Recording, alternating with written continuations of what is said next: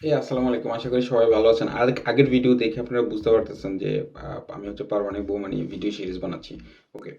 So পারমাণবিক বোমা যখন বানানো হয়েছিল, কোনো একটা বোমা বানানোর পর যেটা করা সবচেয়ে বেশি জরুরি সেটা হচ্ছে সেটাকে টেস্ট করা। টেস্ট না করলে তো আপনি এটার তীব্রতা কেমন অথবা এটার কার্যকারিতা কেমন সেটা জানতে পারবেন না। সেজন্য যখন আমেরিকা 1945 সালে পারমাণবিক বোমা বানানো কমপ্লিট হয়, তখন তারা এটাকে টেস্ট করতেছিল। কিন্তু এখানে একটা ছোট কন্ট্রোভার্সি আছে, সেটা হচ্ছে আমেরিকা প্রথমেই পারমাণবিক বোমাগুলো আসলে বানাইছিল সরাসরি ফেলার জন্য, কোনো টেস্ট ছাড়া।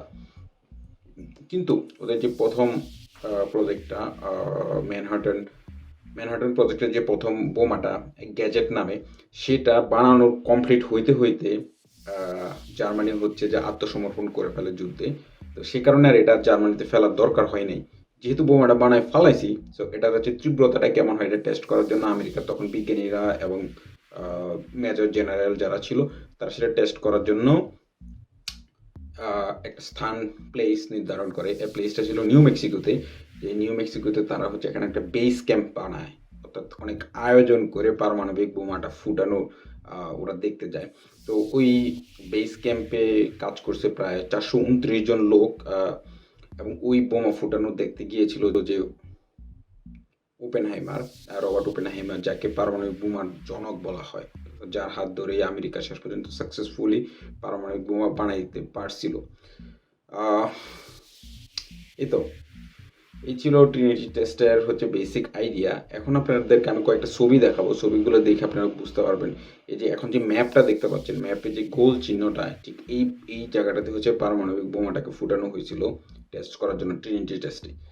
আর এখন যে ছবিটা দেখতে পাচ্ছেন, এটা যে লাল তীর চিহ্নটা, এই লাল তীর চিহ্নর জায়গাটাতেই হচ্ছে পারমাণবিক বোমাটাকে ফুটাইছে ট্রিনিটি টেস্টের সময়। আর একটু আগে যে বেস ক্যাম্পের কথা বললাম, এটা হচ্ছে এই সেই বেস ক্যাম্প যেটার মধ্যে থেকে মানুষজন পারমাণবিক বোমাটা ফুটানোর জন্য পুরো আয়োজনটা করে। এখন এখন যে ছবিটা দেখতে পাচ্ছেন, তো গোল আকার একটা জিনিস দেখতে পাচ্ছেন, সেটাকে বলে জাম্বো সাইট, যেটার মধ্যে করে পারমাণবিক বোমাটাকে নিয়ে আসছিল ট্রিনিটি টেস্ট করার জন্য। এবং এখনকার ছবিটা হচ্ছে পারমাণবিক বোমাটা ফুটার ফলে, অর্থাৎ পারমাণবিক বোমাটা ব্লাস্ট করার পর জাম্বুটা যেটাতে করে পারমাণবিক বোমাটা নিয়ে আসছিল সেটার অবস্থানটা। তো বুঝতেই পারতেছেন কেমন ছেঁড়া বেড়া হয়ে গেছিল। এখন পারমাণবিক বোমা আর যখন ওরা ফুটাইছে আমেরিকা, তারা তো খুবই সাকসেস বলা যায় ওটা ফুটানোর ফলে।